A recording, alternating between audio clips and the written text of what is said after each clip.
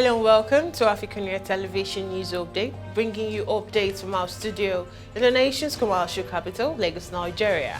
I am Deborah Ezeh. On the Nigerian scene, the All Progressives Congress on Sunday took a swipe at the opposition People's Democratic Party over the results of Saturday's governorship election in Ekiti State. The party, in a statement in Abuja by its National Publicity Secretary, Felix Moka, said Nigerians were not deceived by PDP's claim of being on a rescue mission in the country. The PDP spokesman Deborah, who responded to Moka's statement in an interview, said the APC heavily induced the electorate whom it had pauperized. But PDP candidate Bisi Kolawole, in a statement, congratulated the APC standard-bearer Biodun Oyebanji, who won the governorship election, urging him to take urgent action to address the plight of the people. Also, the President, Muhammad Buhari, the APC Chairman, Senator Abdullahi Adamu, and Progressives Congress Forum hailed the election of Oyebanji. According to the results announced by Independent National Electoral Commission on Sunday, Oyebanji won 15 out of 16 local government areas in the state, while Kolawole emerged victorious in the F1 local government area. Oyebanji scored 187,057 votes to defeat the Social Democratic Party candidate Olusegun Oni, who came second with 82,211 votes, while Kolawole, who came third, polled 67,457 votes. Now moving on, the presidential candidate of the All Progressives Congress, Asiwaju Bola Tinubu, has expressed his appreciation for the support of Governor Babajide Sanwo-Olu, his deputy Obafemi Hamzat, and the Oba of Lagos, Rilwan Akiolu.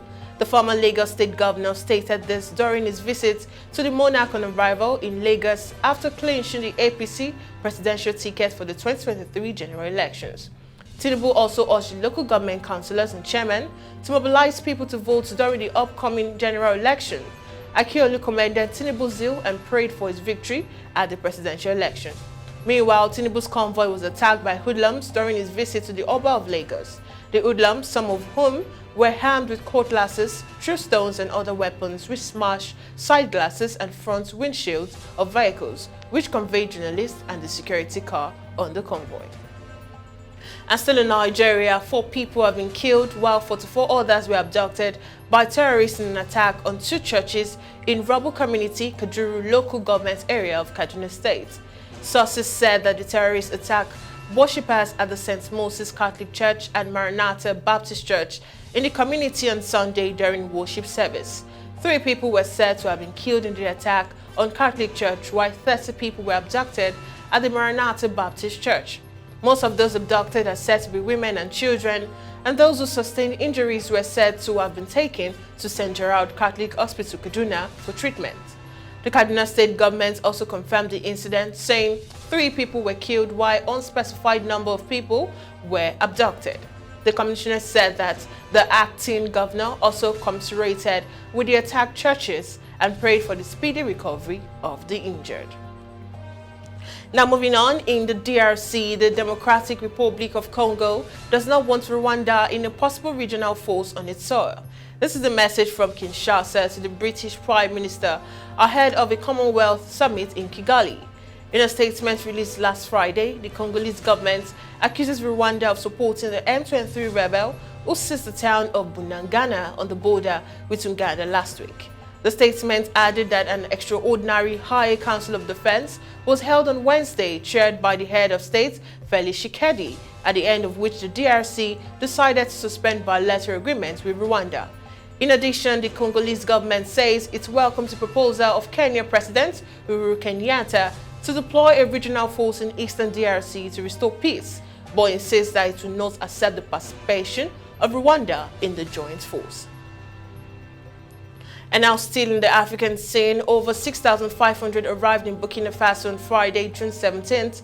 The supplies were sent by ECOWAS and are intended for the internet displaced fleeing the jihadist violence in the country.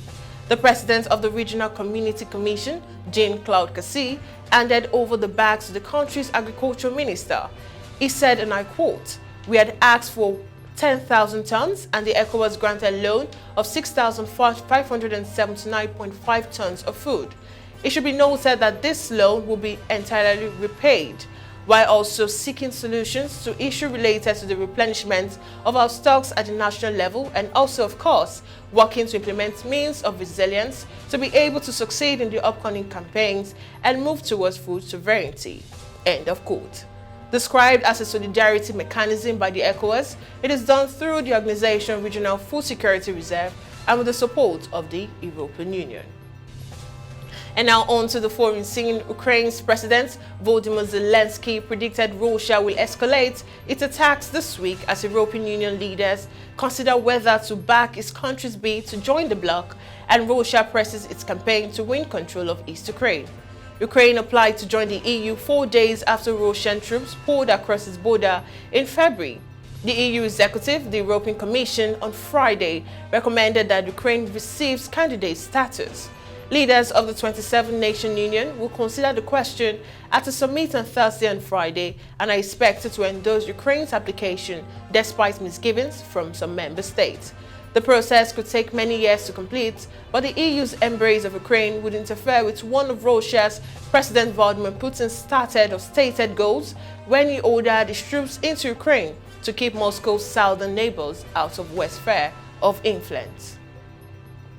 And moving on, President Emmanuel Macron on Monday was faced with trying to salvage a ruling majority and with his economic reform agenda after voters punished his centrist Ensemble alliance in France's parliamentary election. With Ensemble secured the largest number of lawmakers in the 577-seat National Assembly, it fell comfortably short of the threshold required for an absolute majority in a vote that saw a left-wing alliance and the far-right to form strongly.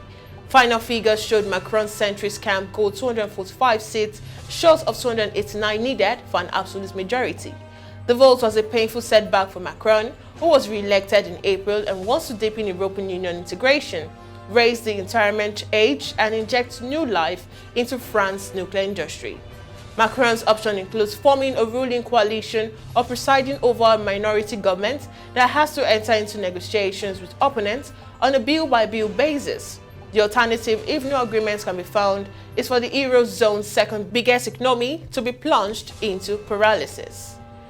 Now still on the foreign scene, an Osaka court on Monday ruled the Japan ban on same-sex marriage was not unconstitutional, dealing a blow to the LGBTQ rights activists in the only group of 7 nations that doesn't allow people of the same gender to marry.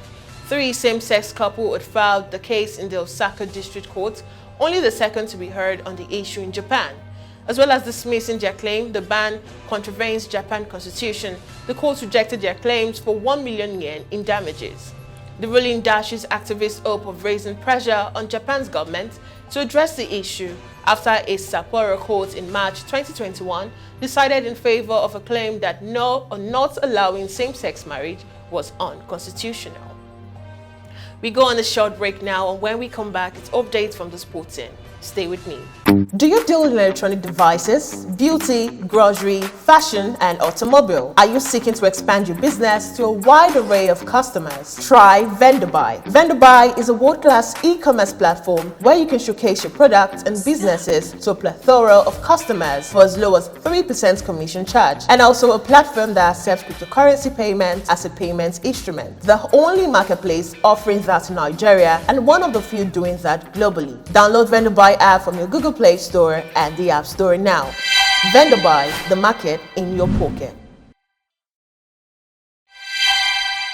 And now on to the sports scene. Football's world governing body FIFA found that over 55% of players taking part in Euro 2020 and this year's African Cup of Nations received online abuses before and during and after matches. The study found that homophobic slurs were the most common form of abuse that players received, followed by racism, the second most common.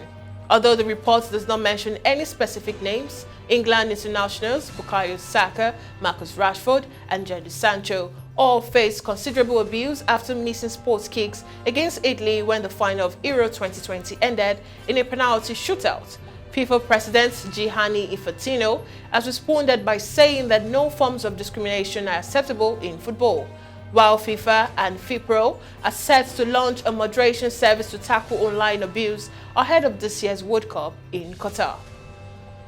And finally, Manchester United and Arsenal have both shown interest in bringing Tammy Abraham back to the Premier League. The 24-year-old striker has enjoyed life under Jose Mourinho in the Italian capital so far, bagging 27 goals in 53 games in all competition, as Roma won the inaugural Europa Conference League last season. Abraham had enjoyed a promising start to his career in England before leaving Chelsea due to a lack of game time and departed with 90 goals in English football under his belt. But according to the report in Italian outlets, Abraham is happy at Roma and does not want to leave anytime soon. And that concludes the news updates on AFRICUNIA television. Do follow all our social media platforms on Jointo, Pangram, Instagram, Facebook, and on Twitter in their respective order. Subscribe to our YouTube channel, like, and leave a comment for me on the comment section. Once again, I am Deborah Ezeh. Bye for now.